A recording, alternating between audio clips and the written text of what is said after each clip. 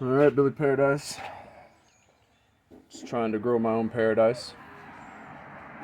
Uh, Update on that 7-pot brain strain that I put outside roughly about a week and a half ago. It died.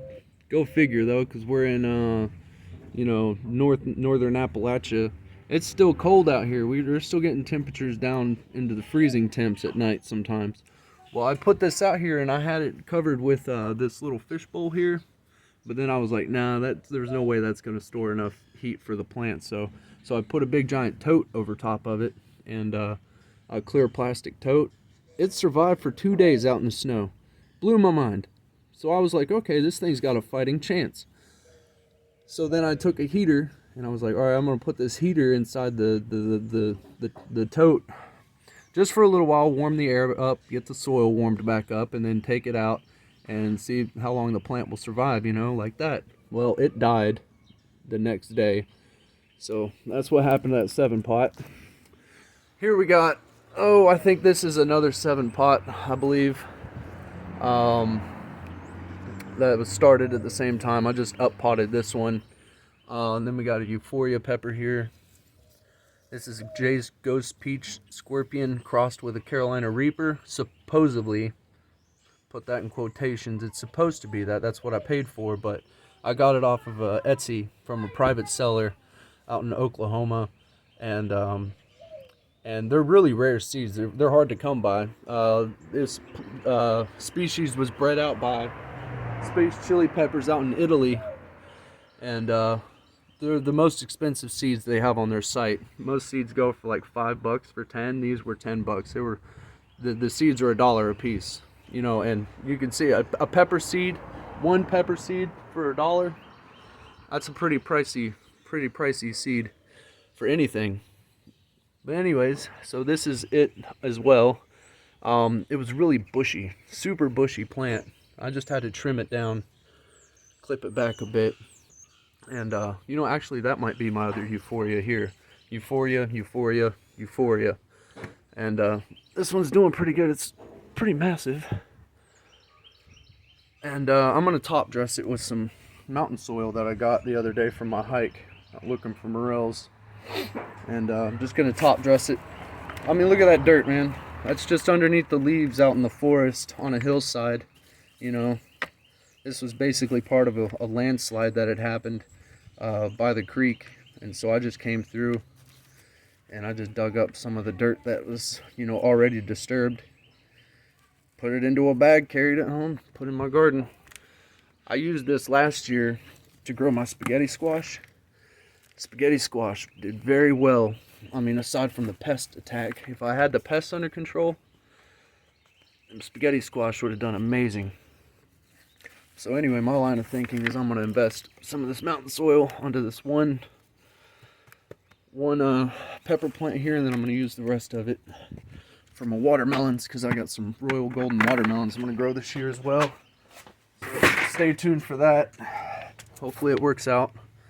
And then we got these 3 here. Orange cayenne. This right here is a 7-pot that I up potted a while back, just to get one up potted, and then the rest will stay in their respective little 4-inch pots until they're ready to go outside. Surprisingly, they're not root bound.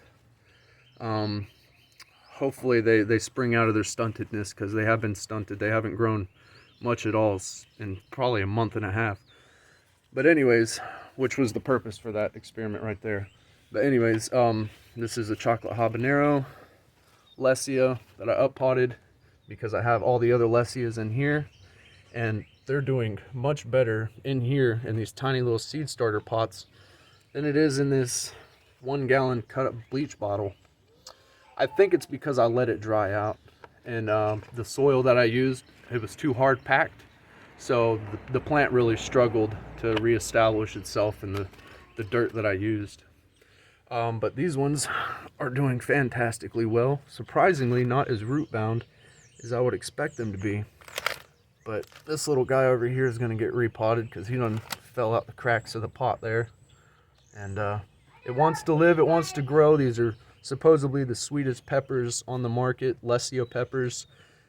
So I figured, you know, I might as well grow all the plants that want to grow and get all the fruits that I can. And then I can have my own seeds and potentially have peppers to take to market. Asian pears that I started from seed. Peach tree that I started from seed that I found out in my garden. This might actually be a nectarine. Not entirely sure. But I'm pretty sure it's a peach. Because last year I was really against buying any peaches or any stone fruit from the grocery store in anticipation of me growing my own peaches to make it that much more meaningful. And so that's pretty much what I did. I didn't buy a peach or a nectarine at all last year, to the best of my knowledge. You know, because I grew my own peaches and it was my first year getting my own fruit off my tree. So yeah, I'm sure you understand that line of thinking. But anyways, that's my part of my pepper collection going on right now, and the fruit trees that I started from seed. I know I'm not going to get exactly what I planted off of these.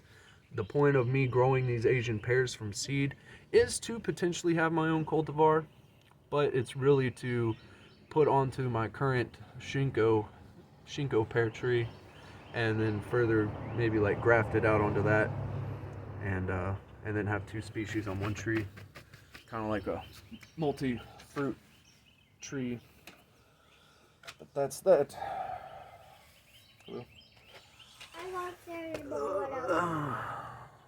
right, well, I'll keep y'all updated.